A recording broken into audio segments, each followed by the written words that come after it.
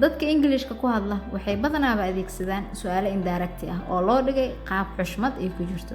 Waxaana casharkeena maanta iskula eegaynaa sideed su'aalahaaga tooska ah ugu bedeli kartaa kuwa xushmadaysan ama polite questions.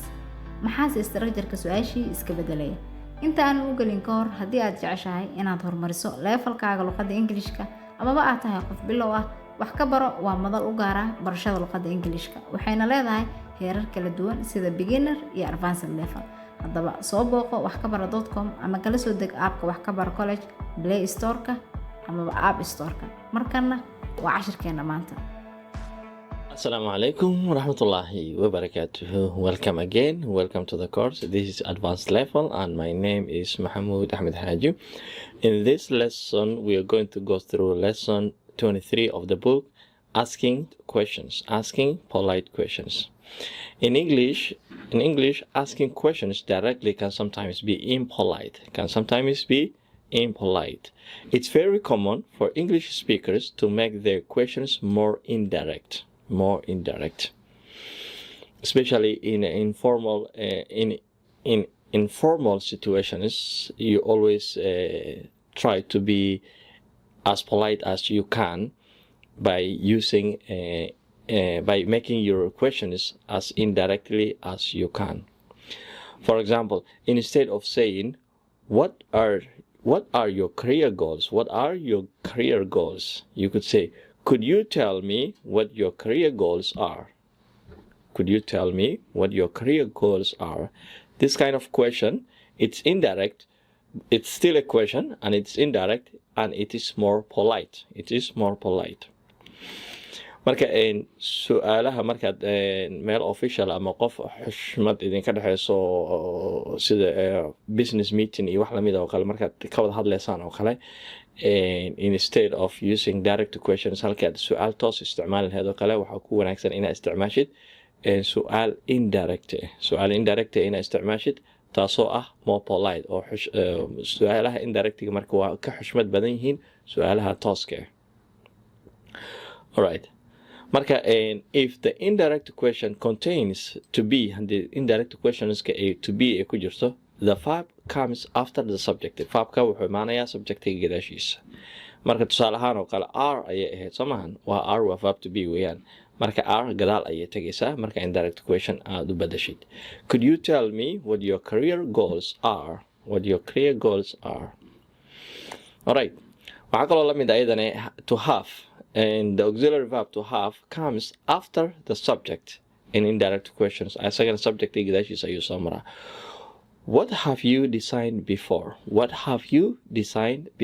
That's a direct question. You can make it more polite by saying, I was wondering what you have designed before.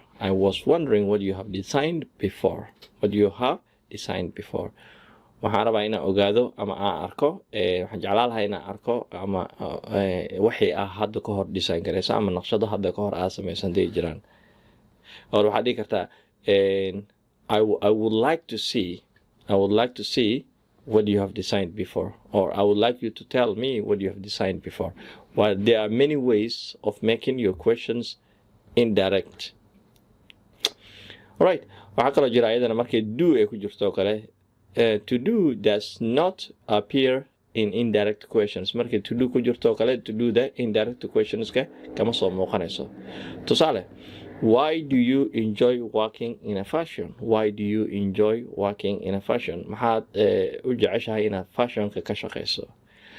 Bedelkeeda waxaa leedahay, I would like to know why you enjoy working in a fashion. Marka do-di waa baxday. Waxaan jeclaan lahaa inaan ogaado sababta fashionka uga u jeceshahay inaad kaga shaqaysid. Alright, marka su'aalahan ayaan ka wada shaqeynaynaa. Alright, marka su'aasha ugu horeysa waxaa waaye, what are your strengths? Waxyaabaha aad ku wanaagsan tahay maxay yihiin? Marka waxaan dhahnaa markay verb to be oo ku jirto, verb to be ga wuxuu imaanayaa after the subject gadaashiisa ayuu imaanayaa. Could you tell me what your strengths are? May sheegi kartaa awoodahaada, waxyaabaha aad ku fiican tahay. All right, when are you available? Goorma diyaar tahay? I was wondering when you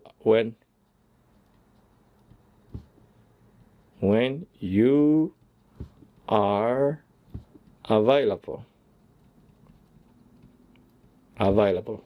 I was wondering when you are available. The verb to be comes after the subject. Alright, waxaa kaloo noogu xigo, what have you applied? Why have you applied for this job? Why have you applied for this job? Maxaad shaqadan u soo codsatay? I would like to know why you applied for this job. I would like to know why you have applied for this job.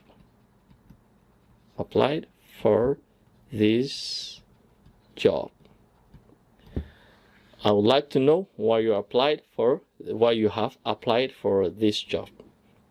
Alright, marka labadan adigan ku deenayaa ka soo shaqeey insha Allah. Marka hore ayaan u sii soconaynaa.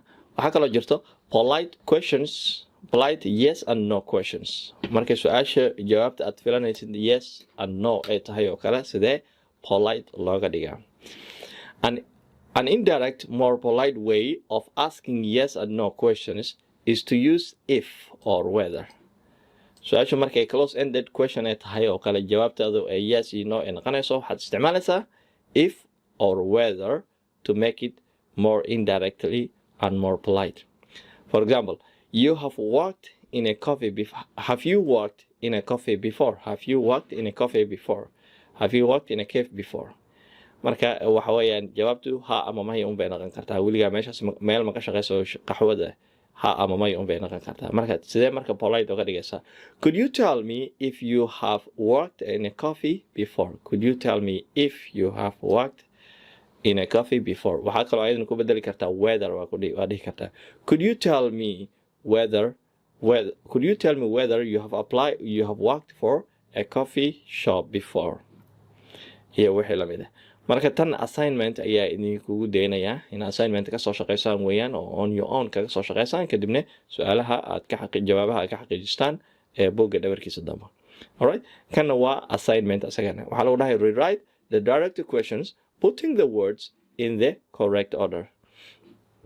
Erayadani oo kala gogo'an lagu siiyo oo kale dib isugu hagaaji kadibna waxaad ka soo saartaa indirect question ka soo saar. Indirect question ka soo saar. Waa lagaaga shaqeeyay midka ugu horeysa. You ask, tell, your, could, more, skill, leadership, about. Ayaa meel isugu kaa keenay waxaad ka soo saaraysaa sidaan oo kale jumlo u samaysan. Could you tell us more about your leadership skills? Sidaas oo kale kaga soo shaqeey ayagana. Alright, kan quizka ayaan kusoo darayaa. You will see it in the quiz. Marka waxaan fiirinaynaa stalling techniques. Stalling waxaa la dhahaa wax markay istaagaan. Markay wax istaago stalling waxaa la wixii hakad ku imaado. Marka markii lagu wareysanayo ama hadlay sidoo kale waxaa badanaa aragtaa filayaa journalists oo kale wariyaasha oo kale when they are interviewing politicians, sometimes the interviewee doesn't have an answer immediately. So there are techniques or ways where you can collect yourself in order to come up with a question. Stalling marka waxa waaye hakadka yarka ku imaanayo qofka markii la su'aal la weydiiyo kale hakadka yarka ee kugu imaanayo si aad uga fikirtid jawaabta aad bixi lahayd ayaa la dhahaa stalling. If you need extra time to think about difficult question before answering it, you can start your responses with stalling phrases. Marka waxaa jira Englishka wuxuu leeyahay stalling phrases hadallo loogu talagalay inaad waqti ku gadatid. Markii lagu wareysanayo kale bedelka su'aasha jawaabta toos aad ka soo tuur lahayd maadaama jawaabtii aad ka fikirayso sidoo kale hadallo ama phrases carabka lagu sii qabsado oo ka caawinaya inay waqti ku siiyaan si aad uga fikirtid jawaabtii.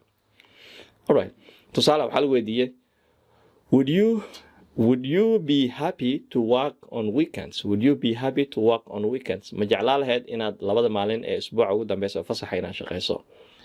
Alright, su'aasha jawaab degdeg uma haysa yes ama no hore kama dhihi kartid.